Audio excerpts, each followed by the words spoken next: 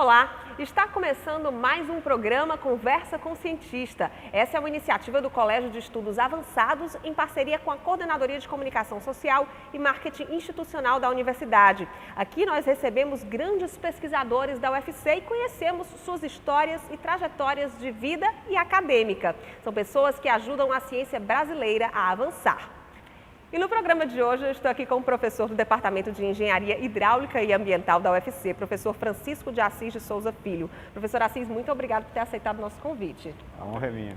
O professor Assis é graduado em Engenharia Civil pela UFC, tem mestrado em Engenharia Hidráulica e Saneamento pela Escola de Engenharia de São Carlos, da USP, e doutorado também pela USP em Engenharia Civil. Atualmente ele é pesquisador associado do Columbia Water Center da Universidade de Columbia, nos Estados Unidos.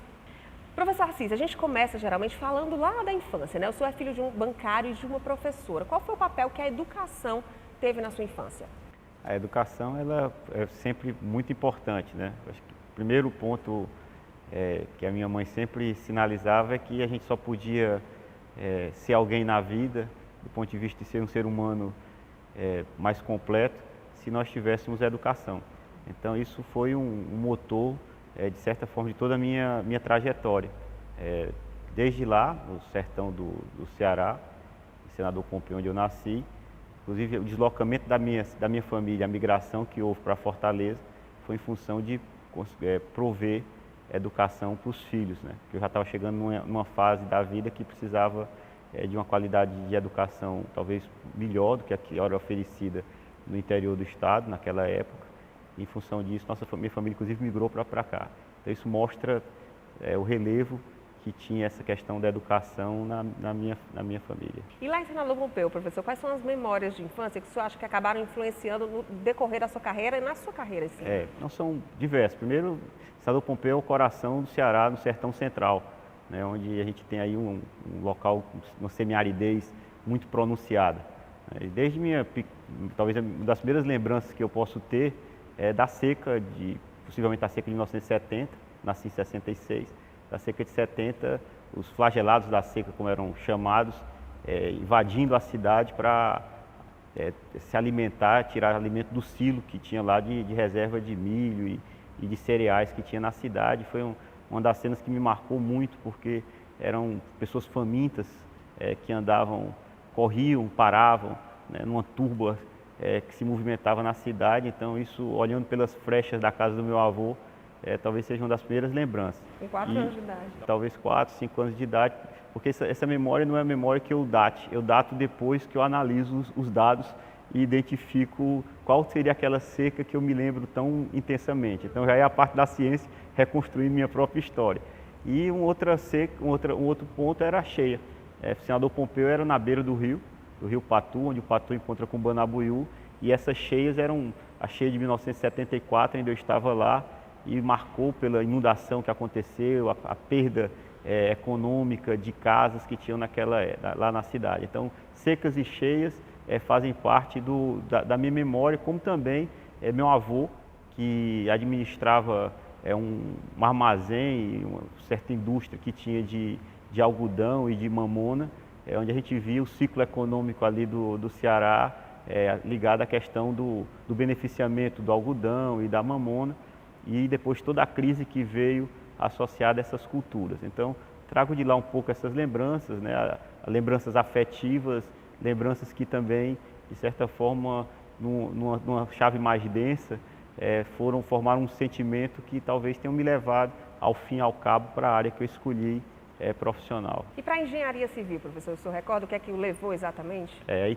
eu acho que a memória mais forte é do meu tio. Tem um tio que é engenheiro civil, ele formou-se também aqui na Federal do Ceará, meados da década de 70, meados iniciais da década de 70.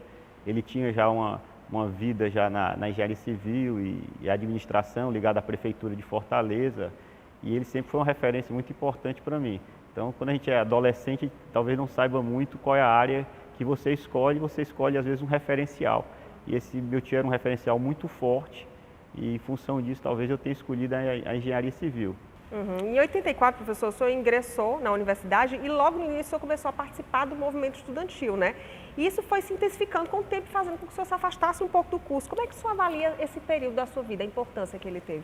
Na realidade, o movimento estudantil é uma das marcas mais profundas que talvez eu traga em mim, porque não só do amor à universidade, como também de uma visão mais ampla que eu pude me apropriar na época. Porque o que aconteceu foi que eu entrei em 1984.1, teve uma greve importante em 1984, nós perdemos o semestre em 1984.1, e no segundo semestre eu começo a me aproximar já do centro acadêmico que estava nascendo naquela época. E com essa aproximação do centro acadêmico, eu termino entrando numa chapa no segundo, terceiro semestre como vice-presidente do centro acadêmico. Era alguém já mais velho, era até o Cid Ferreira Gomes, que assumiu a presidência do centro acadêmico, eu era o vice, e aí a gente começou era a segunda gestão praticamente do CA, e aí começa um envolvimento mais intenso.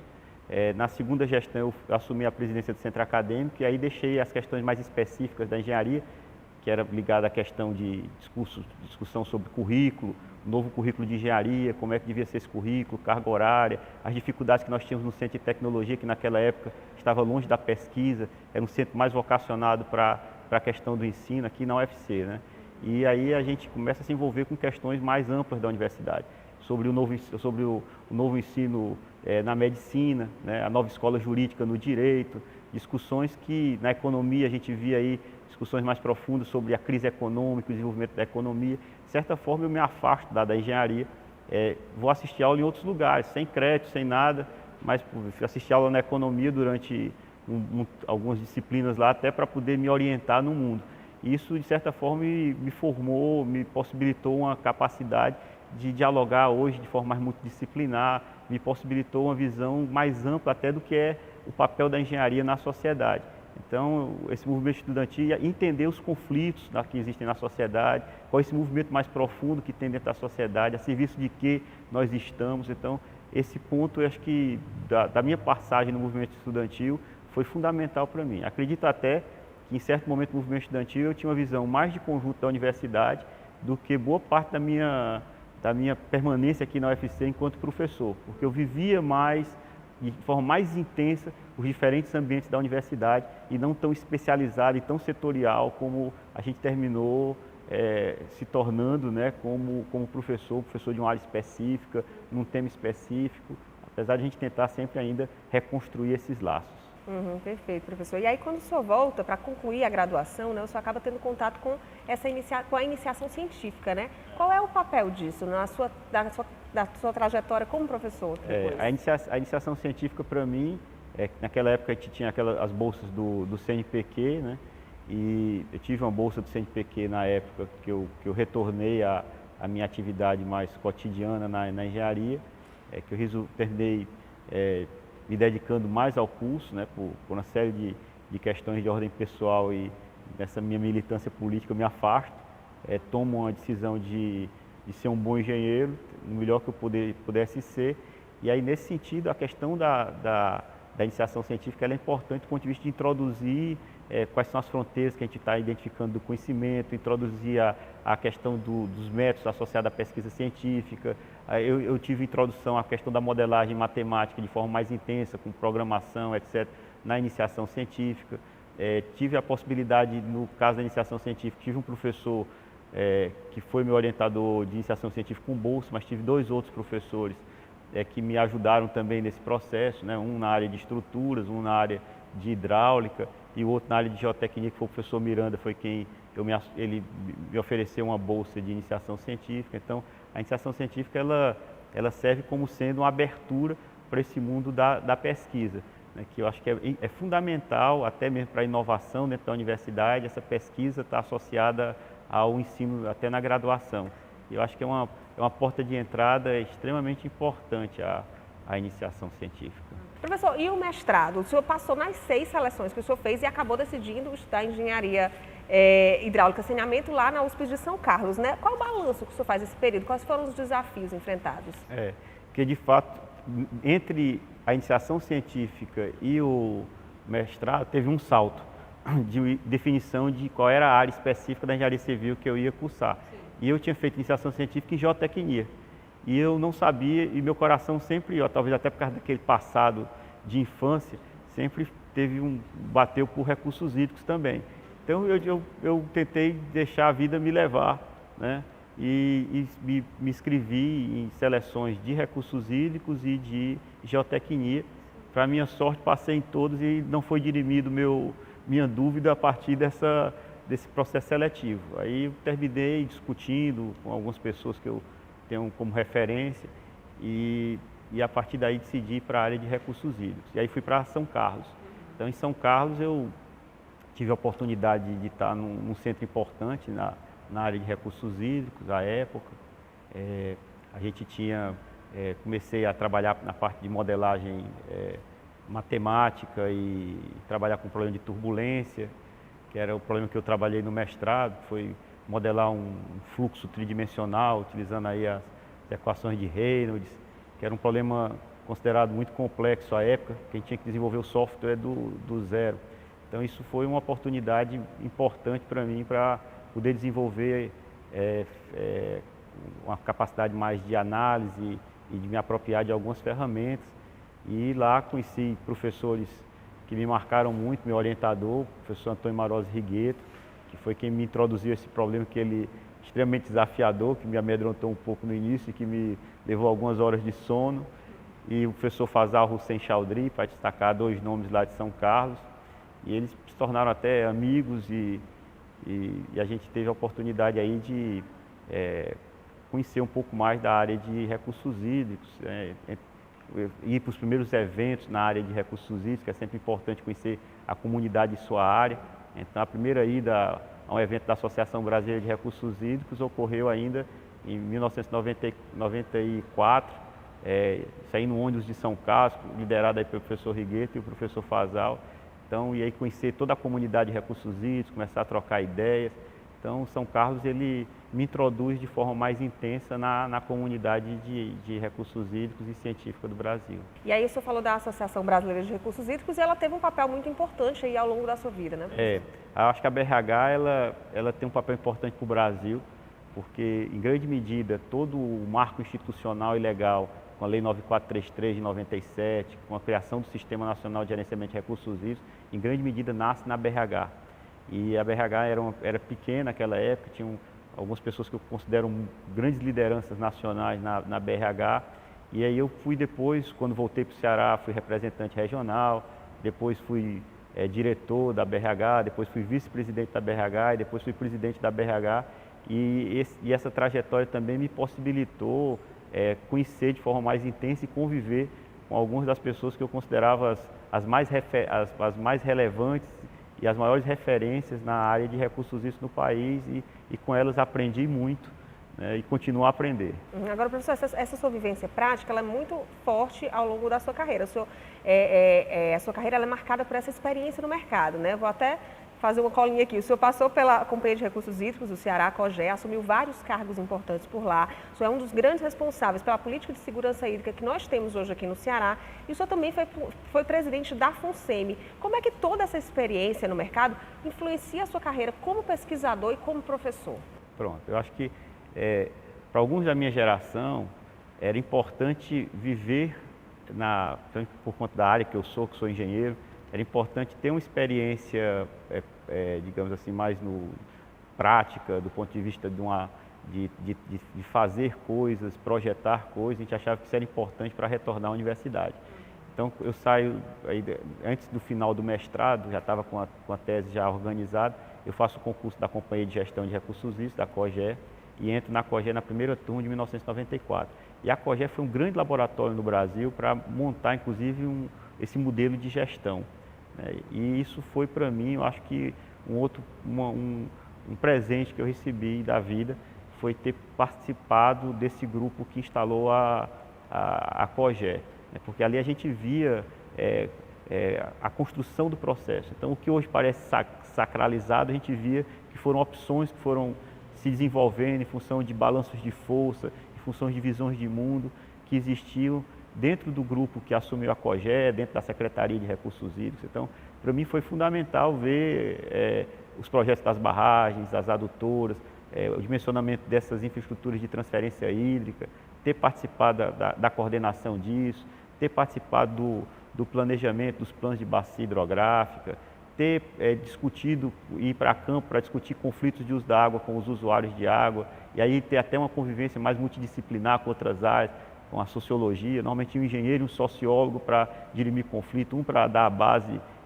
de solução e outro para poder mediar os conflitos que existiam. Então, essa experiência foi muito importante para poder entender como é que se dá a gestão de recursos hídricos. E aí eu saio da minha experiência mais hidráulica, hidrodinâmica, de turbulência, e vou mesmo voltando aí para entender a questão da água de uma forma mais abrangente, entendendo aí a questão da sociedade, da ecologia, do desenvolvimento econômico ligado a essa questão da água. Então, essa passagem na COGÉ foi muito importante. Depois, na Secretaria de Recursos Hídricos, também foi relevante do ponto de vista de montar esse modelo e também do ponto de vista dessa infraestrutura.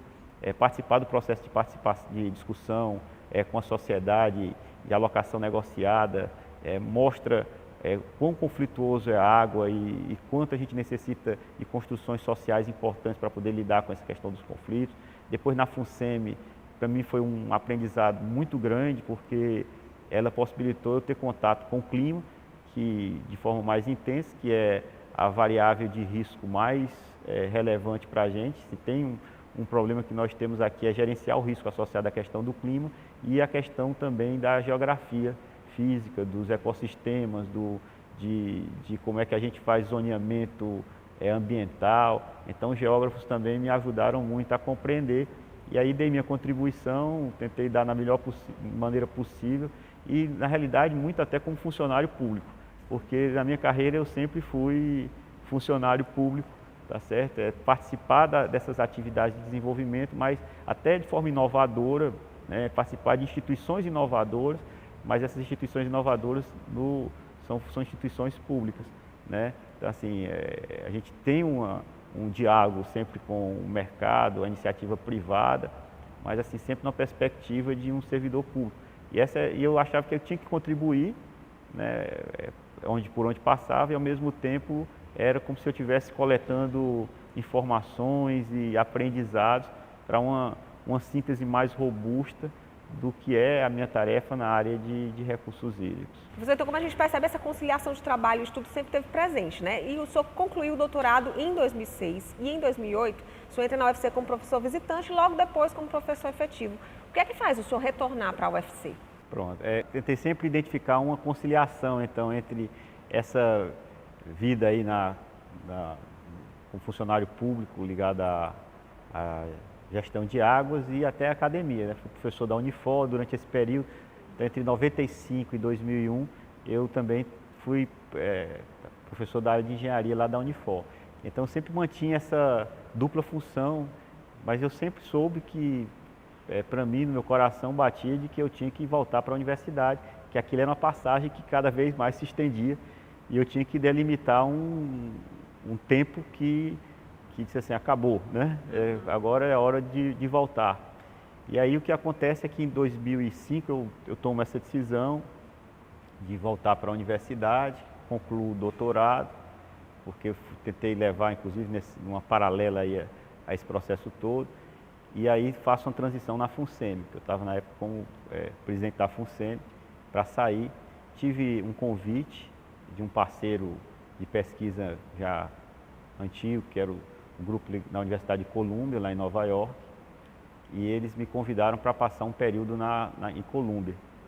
Fui contratado lá como pesquisador sênior, pesquisador visitante sênior, um período de 2 anos. Antes de entrar aqui na UFC. E aí, em julho de 2006, eu migro para os Estados Unidos. Não tinha expectativa de concurso aqui na UFC, que aqui sempre foi minha casa, para mim, né? E vou para os Estados Unidos.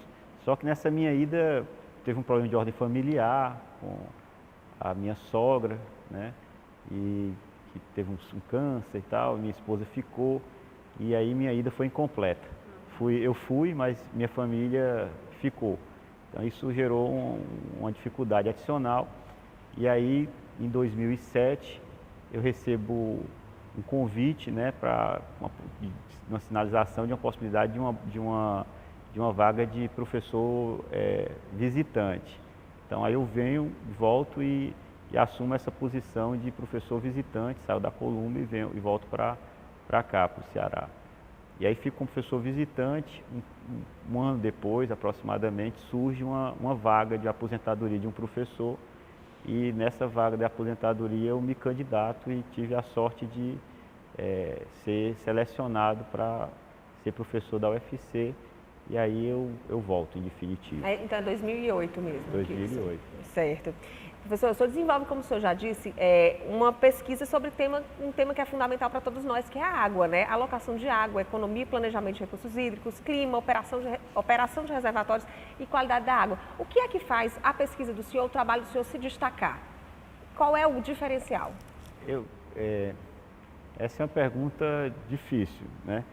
Mas o que eu acho que tem, um ponto importante talvez é que a gente sempre está tentando desenvolver técnicas novas. Então, a gente tem tentado, nesses temas, ter ficado na fronteira um pouco do conhecimento, né? A gente desenvolveu um dos primeiros modelos de previsão de vazões em rios aqui no Brasil, fora também, né? Uma modelagem estocástica de vazões para prever com horizonte até de 9 meses à frente as vazões. A gente tem aí uma experiência também essa experiência prática que a gente teve, ela serviu para pautar um pouco qual é a pesquisa e como é que a gente podia fazer com que a pesquisa básica, a pesquisa mais aplicada, se tornasse desenvolvimento e se tornasse inovação.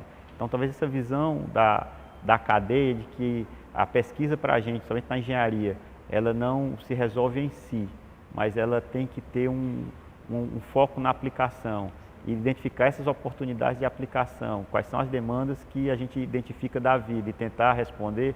Talvez isso dê um nível de aplicabilidade relativamente grande do que a gente faz. Aí com isso a gente gera conexões importantes na área aí de aplicação mesmo, né? Seja na COGE, na Companhia de Gestão, que eu era originário, isso facilita a vida, na Agência Nacional de Águas, onde a gente tem aí já um conjunto de projetos importantes e a gente tem colaboração com a Operador Nacional do Sistema Elétrico, a ONS, que a gente já vem mantendo aí nos últimos 10 anos também aí uma colaboração importante na parte de risco climático e hidrologia para o setor hidrelétrico brasileiro todo, temos projeto com eles agora, o próprio Banco Mundial. Então, acho que a gente termina desenvolvendo algumas ferramentas ligadas a gerenciamento de secas, ligadas à previsão climática, ligadas a essa questão de gestão de recursos de forma mais abrangente, que terminam tendo aderência às perguntas que estão sendo feitas e, com isso, a gente é convidado muitas vezes a participar desses projetos, né? Além dos que a gente se candidata aí dos editais CNPq, CAPES, FINEP, etc. Então, acho que tem essa trajetória, de certa forma, prática, me ajudou talvez a identificar quais são os problemas relevantes. Tivemos sorte de ter parceiros aqui no Brasil, internacionais, que de certa forma estão no estado da arte, e isso faz com que a gente se movimente de forma mais intensa e também que a gente forme um grupo, né? Então, hoje a gente tem um grupo, que é dentro da pós-graduação em recursos hídricos, saneamento e geotecnia aqui da UFC, que é o pós-DEA. A gente tem um grupo de pesquisa, que é o GRC, Gerenciamento do Risco Climático para a Sustentabilidade Hídrica, onde a gente tem aí uma dezena de estudantes de graduação, de mestrado, de doutorado, diversos professores, colegas que colaboram nesse grupo, né, e tem ligações com diversas universidades nos Estados Unidos, na Europa e em outros locais, e isso termina viabilizando talvez o fluxo de informações e a capacidade técnica de abordar os desafios que são colocados. Essa rede internacional e nacional também é muito relevante para isso. O senhor acabou respondendo uma pergunta que eu ia fazer depois, mas não tem problema.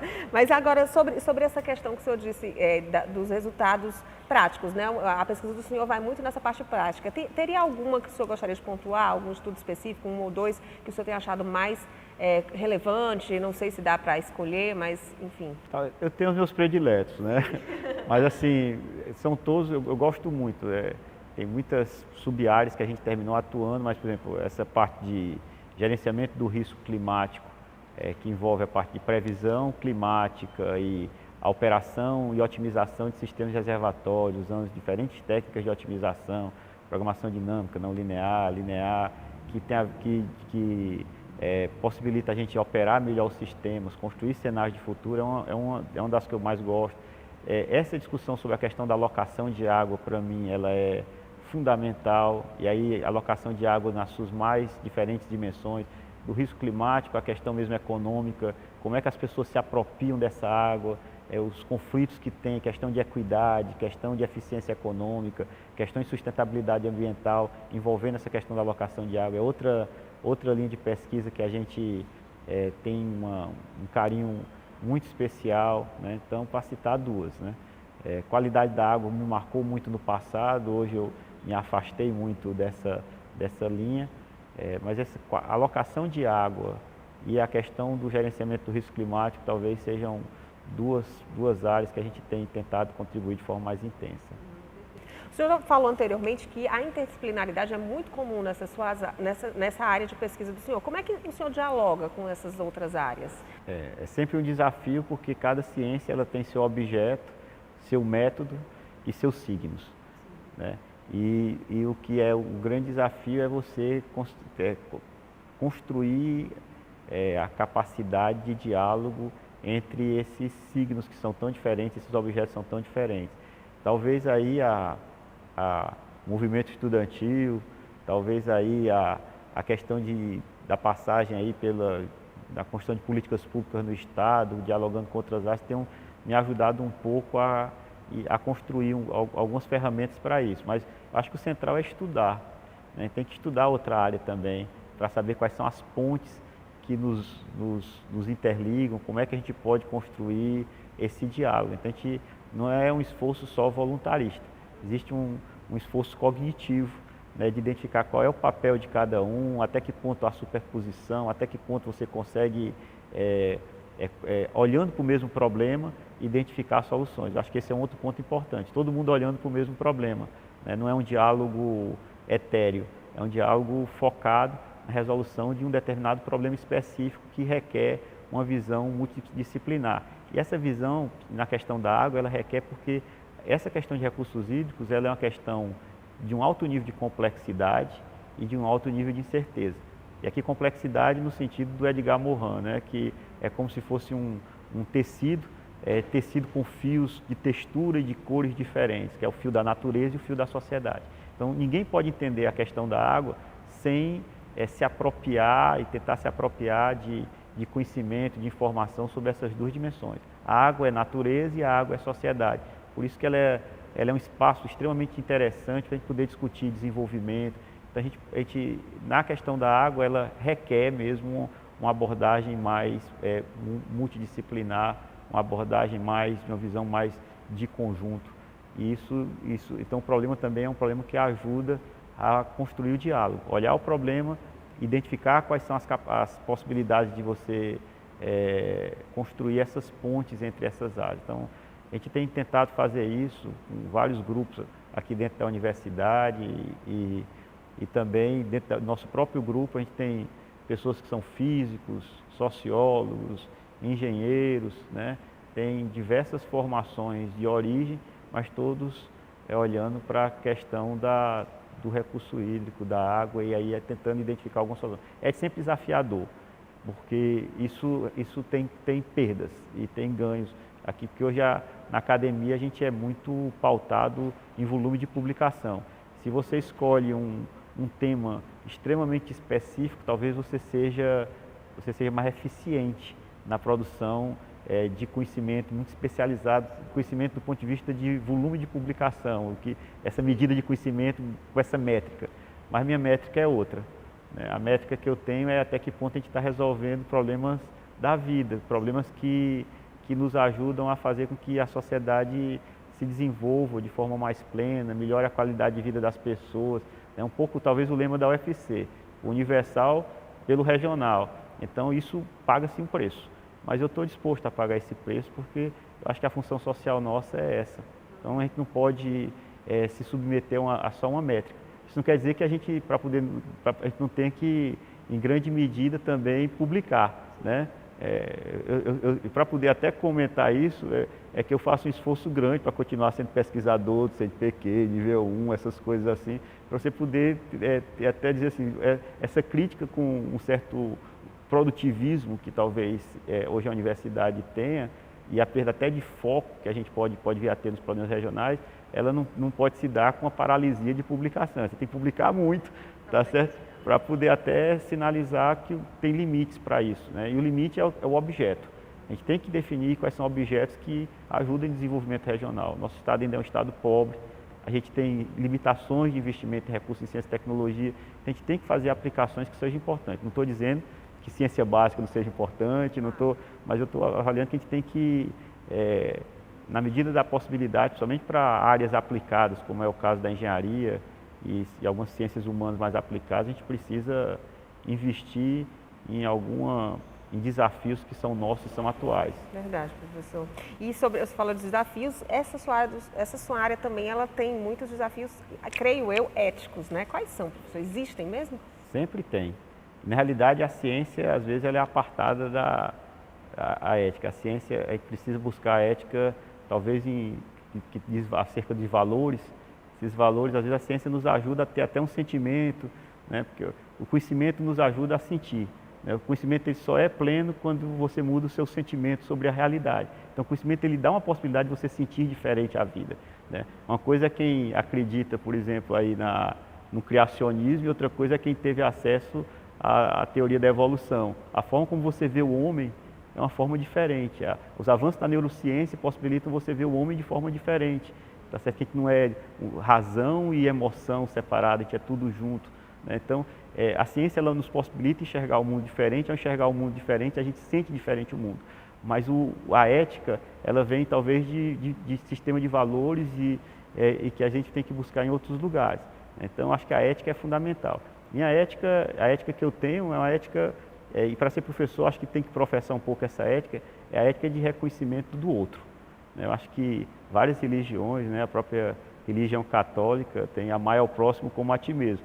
Talvez, eu acho que essa questão de uma ética onde você tem um respeito ao próximo, com suas diferenças, né, e a partir daí você, inclusive, tem a possibilidade de respeitar o próximo, de reconhecer as diferenças que a gente tem, eu acho que é o centro da minha ética. E é o que me faz, inclusive, ser professor, porque a gente está aí acreditando que você pode construir uma próxima geração com mais esperança, que valorize o outro. Eu acho que o que falta, né, talvez na nossa sociedade hoje, o outro não é um obstáculo a ser vencido.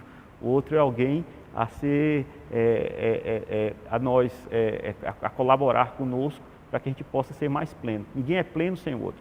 Então, acho que esse é um princípio ético que eu tenho e que tanto para a pesquisa, né, que eu tento identificar problemas que melhorem a qualidade de vida das pessoas, quanto no meu convívio com meus alunos, sejam da graduação, sejam da pós, tem o outro. O outro sempre está presente. Eu acho que a humanidade ela desenvolveu, nesses 8 milhões de anos que nos separam dos símios, nossos primos mais próximos e não reconhecidos, foi essa parte do cérebro que é o frontal, que é exatamente para simular o comportamento do outro para a gente poder viver em sociedade. Aquele homem, aquele indivíduo que existia solto na floresta, isso é só uma construção conceitual. De fato, nunca existiu. A gente sempre foi grupo de 30, 100 indivíduos. Então, o outro ele é chave. Então, o centro da minha ética passa pelo reconhecimento do outro e que a gente está aqui, de certa forma, a serviço do outro. Então, para isso, você tem que ser, essas questões mais ligadas à honestidade e tal, você tem que ser honesto com o outro. Não pode... Então, tudo isso parte, talvez, dessa pedra angular. O outro está imensamente, eu tento em mim. Né? Então, acho que essa talvez seja um fundamento. Então, ser ético é fundamental. Ter um sistema de valores sobre o qual seguir, ele é fundamental. E esse sistema de valores não vem da ciência. Vem muitas vezes de algum outro lugar. Vem da filosofia ou vem da religião. Tá certo? Para isso, a gente precisa, talvez, juntar tudo e olhar um pouco esses fundamentos filosóficos. Como o Saramago, ele dizia, né, ele é ateu, mas ele dizia que todos nós do Ocidente temos, de certa forma, uma ética cristã. tá certo? Então, em grande medida, tá certo? É a ética cristã que, de certa forma, me povoa, né? Então, assim, não religiosa, mas cristã. Professor, e em relação aos desafios científicos, quais são os desafios que o senhor tem enfrentado ou que o senhor acredita que são desafios para a área de recursos hídricos? Na realidade, eu acho que são diversos, né? O principal desafio é que hoje a gente vive um mundo em mudanças. E esse mundo em mudanças, ele precisa ser compreendido e ele precisa a gente desenvolver, inclusive, tecnologia para esse mundo em mudanças. E desafios, inclusive, de ordem ética, que é a questão que você levantou anteriormente. Esse mundo de mudança ele tem alguns vetores importantes, tá certo? Um desafio é a quarta revolução industrial, onde a gente vai juntar aí o mundo biológico, o mundo físico e o mundo digital, né? Isso vai gerar, inclusive, pode gerar, inclusive, um outro homem que pode editar a gente pode criar um ciborgue, e a gente pode, isso tem desafios, inclusive, com uma sociedade tão desigual e que reconhece tão pouco o próximo. Isso é um desafio ético dos mais graves e a tecnologia, na realidade, ela está avançando nessa direção da quarta revolução industrial, que vai mudar o que a gente entende de homem, vai dar novas possibilidades, por exemplo, com a inteligência artificial, de você ter ferramentas de acesso, de manipulação de dados, de construção de novas possibilidades de ferramentas tecnológicas extremamente importantes, a inteligência artificial, né, a questão de machine learning, que a gente tem tentado aplicar inclusive no nosso grupo. Você vai ter aí a questão mesmo até de utilização de sensores na questão da qualidade da água e em outras dimensões e na gestão de recursos hídricos como um todo. Então, a quarta revolução industrial, incorporar as possibilidades da quarta revolução industrial e limitá-la no que ela não tem, dessa fronteira ética que ela vai colocar, eu acho que é um desafio. Segundo, é a questão da própria questão da natureza. Hoje o homem gerou uma nova Pangeia de novo, que aqueles continentes que estavam juntos voltaram a ser juntos de novo, porque a gente transferiu espécies de um lugar para outro. Isso gerou impactos dos ecossistemas no planeta todo. Nós estamos vivendo, para alguns, um antropoceno, e esse antropoceno que a gente vive, a gente está vivendo uma sexta grande mega extinção. Então, anfíbios estão morrendo no planeta todo. Isso modifica, inclusive, mesmo olhando numa ética, numa visão antropocêntrica, isso vai diminuir os serviços ambientais que a gente tem. Isso vai impactar imensamente a forma de reprodução material do homem, porque para a gente se reproduzir materialmente, a gente precisa desses serviços ambientais, desde polinização até você ter serviços ambientais de autodepuração dos corpos d'água, etc. Então, esses serviços ambientais a gente está impactado. Terceiro é as cidades. A gente tem crescendo as cidades, tipo de hidrologia urbana, como é que é a dinâmica da natureza, dessa relação natureza dentro das cidades, a gente precisa se apropriar. 60% da população mundial em 2030 vai estar em cidades. Como é que a gente pensa essa questão da água nas cidades, as externalidades que a água e as cidades produzem para as regiões do campo, isso é uma questão importante, né? Você vai ter, então, um outro vetor, que é a questão da mudança do clima, que a gente tem se dedicado muito, que está dentro dessa lógica do antropoceno. O clima está mudando, com isso vai gerar impactos nos sistemas, nos ecossistemas, vai limitar imensamente a disponibilidade hídrica, na realidade vai gerar mais incerteza sobre esses processos naturais associados à disponibilidade hídrica e à demanda. Isso é um fator na minha área que é decisivo, porque muda a demanda, muda a oferta de água, faz com que a água talvez se torne mais escassa e ao mesmo tempo você tenha cheias mais severas, os extremos talvez sejam mais pronunciados. Entender esse mecanismo e cenarizar esse mecanismo é chave para poder montar uma estratégia de gestão adaptativa, que aí você tem que organizar a sociedade, tem que definir tecnologias novas. Essa questão do risco associado à questão do clima é um risco importantíssimo. Não é só, o futuro não é incerto só porque existe uma questão epistemológica nossa de limitação de conhecer o futuro, é porque o futuro está sob disputa. Uma coisa é o futuro sobre Obama, outra coisa é o futuro sobre Trump, do ponto de vista da questão da mudança do clima. Então, por estar em disputa, ele é mais incerto ainda, a gente vai ter que organizar a sociedade com mais flexibilidade, de tal forma que ela tenha uma capacidade de adaptação maior, e é um sistema complexo que precisa de uma capacidade de adaptação maior. E como é que a gente se adapta num mundo tão desigual? Por exemplo, Fortaleza, para ficar mais próximo da gente, aqui dentro de Fortaleza tem bairro que tem o IDH da Noruega e tem bairro que tem o IDH de Serra Leoa. Serra Leoa e Noruega em Fortaleza estão a menos de 1 quilômetro, 2 quilômetros de distância. Como é que a gente gera uma capacidade de adaptação na sociedade, com uma sociedade tão desigual? Então isso vai fazer com que a gente tenha uma alocação de riscos sistêmicos mais para os mais pobres, para os mais vulneráveis, ampliando mais ainda essa segregação que nós temos hoje dentro da sociedade e com essa biotecnologia talvez até criando outras formas de estratificação genética, até com edição de genes. Então eu vejo um futuro com grandes possibilidades, grandes riscos, tá certo? E para a área de recursos hídricos, para a área de recursos naturais, é um futuro com grande certeza e porque hoje a humanidade ela tem uma capacidade de modificar a matéria e energia na escala do planeta. O que a modernidade nos deu do ponto de vista de avanço científico e tecnológico foi uma capacidade a humanidade hoje é uma força geológica. De certa forma, eu acho que a gente vive mesmo nesse antropoceno. Nós estamos, do jeito que tem lá a marca do KT, do Cretáceo Terciário lá, que marca o fim dos dinossauros, tem agora a marcazinha da humanidade. Ela escreveu sua marca na geologia da Terra.